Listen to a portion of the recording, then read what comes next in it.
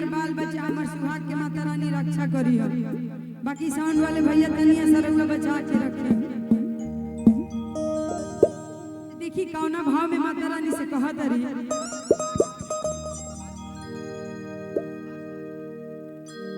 कि निमिया की डाढ़ भैया निमिया की डाढ़ भैया सावली झूलू हवा हो के झूल रे झूली निमिया की डाढ़ भैया निमिया की डाढ़ भैया सावली झूलू हवा हो के झूल रे झूली हो के झूल रे झूली मैया मोरी गावेली झूलिया हो के झूल रे झूली मैया मोरी गावेली झूलिया हो के झूल रे झूलिया।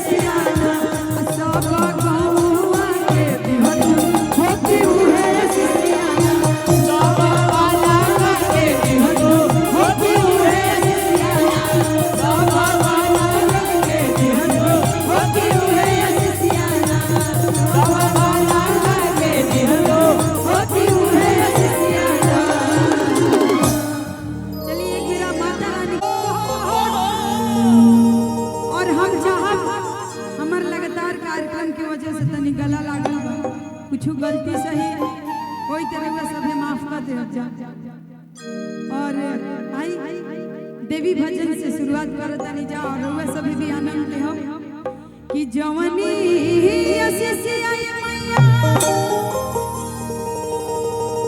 अरे सीता सुंदर के दिहलू हो कि उहे असिसिया